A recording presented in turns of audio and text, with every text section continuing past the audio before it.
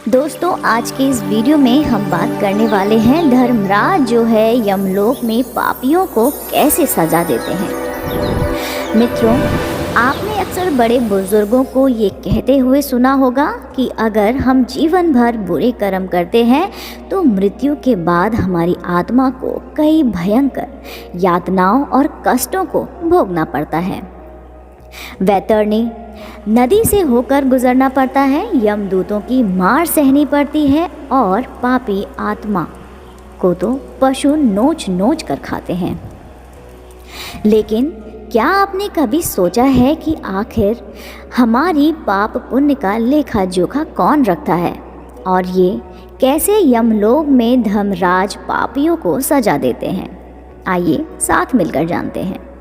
तो मित्रों, नमस्कार और स्वागत है आप सभी का एक बार फिर से दीवा एक शक्ति पर। गरुड़ पुराण के अनुसार 3 अध्याय में धर्मराज द्वारा पापी आत्माओं को सजा देने का वर्णन मिलता है। पक्षीराज श्री हरि से प्रश्न करते हैं, हे केशव, यम मार्ग की यात्रा पूरी करने के बाद यम भवन में जाकर पापी किस प्रकार की यातना को भोगते हैं और किस प्रकार धर्मराज पापियों को सजा देते हैं। इस पर श्री हरि कहते हैं, जो नास्तिक और महापापी प्राणी होते हैं उनके बारे में धर्मराज भली भांति जानते हैं। फिर वो चित्रगुप्त से उनके शुभ और अशुभ कार्यों के बारे में पूछते हैं, जिस पर चित्रगुप्त श्रवणों से पापी आत्मा के बारे में जानकारी प्राप्त करते हैं। मित्रों, यहाँ पर आपकी जानकारी के लिए बता दूं कि श्रवण ब्रह्मा जी के पुत्र हैं, जो स्वर्ण और जो कि स्वर्ग में, पृथ्वी और पाताल में विचरण करते हैं। उनके कान सुदूर से ही सुनने वाले और नेत्र दूर से ही सब कुछ देखने वाले हैं। वो श्रवण और उनकी पत्नियां ही हैं जो हम सब के बारे में सब कुछ जानती हैं। मृत्यु के बाद जब हमारी आत्मा यमलोक पहुंचती है तो श्रवण ही हमारे पाप और पुण्य का लेखा जोखा चित्रगुप्त को देते हैं, जिसके बाद चित्रगुप्त धर्मराज को सब बताते हैं और फिर जीवात्मा को उनके कर्मों के आधार पर सजा मिलती है। इस प्रकार पापियों के पाप के बारे में जानकारी हासिल करने के बाद यम उन्हें बुलाकर अपना अत्यंत भयंकर रूप दिखाते हैं। यमराज की 32 भुजाएं, लाल आँखें और 3 योजन जितना विशालकाय शरीर देखकर आत्मा जोर जोर से चिल्लाने लगती है। तब धर्मराज से आज्ञा लेकर चित्रगुप्त जीवात्मा से कहते हैं, अरे पापी दुराचारी, जो पाप तूने किए वो सभी दुख देने वाले थे और ये जानते हुए भी तूने वो पाप क्यों किए? जिस प्रकार हर्षो उल्लास के साथ तूने वो पाप किए हैं, तो अब इस समय तू उनके बारे में सोचकर भयभीत क्यों हो रहा है? धर्मराज की ये बातें सुन जीवात्मा और जोर जोर से रोने लगती है और अपने द्वारा किए गए पापों के बारे में सोच सोच कर विलाप करने लगती है। इसके बाद धर्मराज भी चोर की भांति बैठे पापियों को देख दूतों को उन्हें सजा देने की आज्ञा देते हैं। फिर यम की आज्ञा पाकर प्रचंड और चंडक नाम के दूत एक पाश में आत्मा को बांधकर नरक की ओर ले जाते हैं।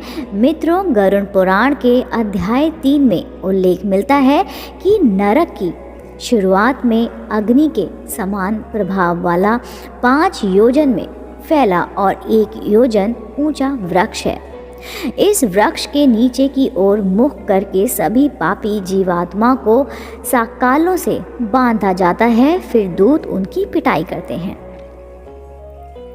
जीवात्मा रोती है, भूख प्यास से तड़पती है, अपने किए पर रोती है, लेकिन उसकी करुण पुकार कोई सुनने वाला नहीं होता है।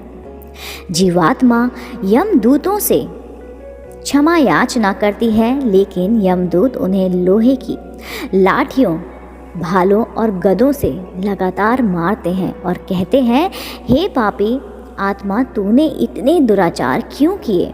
तूने कभी क्यों सुलभ काम और अन्न का दान क्यों नहीं किया?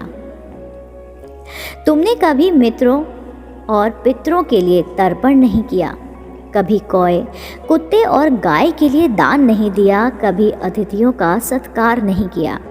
अगर तू ऐसा करता तो तुझे इस तरह की यातना नहीं झेलनी पड़ती। ऐसा कहकर यमदूत जीवात्मा को और निर्दयतापूर्वक पीटने लगते हैं, जिससे जीवात्मा अंगारे की तरह जलती हुई वृक्ष से नीचे गिर जाती है।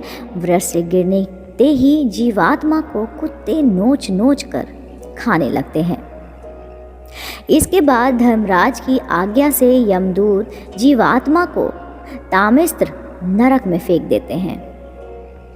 मित्रों, बता दूं कि इसी वृक्ष के बाद 84 लाख नरक शुरू हो जाते हैं, जहां जीवात्माओं को उनके पापों और कर्मों के आधार पर भेजा जाता है।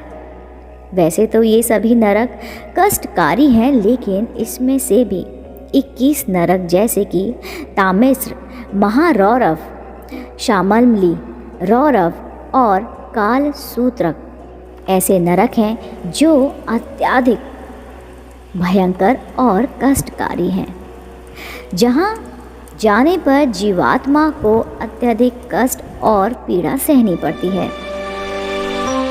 तो मित्रों, इस तरह धर्मराज पापियों के बारे में जानकारी हासिल करते हैं, जिसके बाद उन्हें उनके शुभ और अशुभ कार्यों के अनुसार नरक प्रदान किया जाता है। इसी के साथ आज की वीडियो में बस इतना ही। अब मुझे इजाज़त दीजिए, मैं फिर लौटूंगी ऐसी ही कुछ और पौराणिक और धार्मिक कहानियों और कथाओं के साथ। तब तक के लिए देखते रहिए आपका अपना YouTube चैनल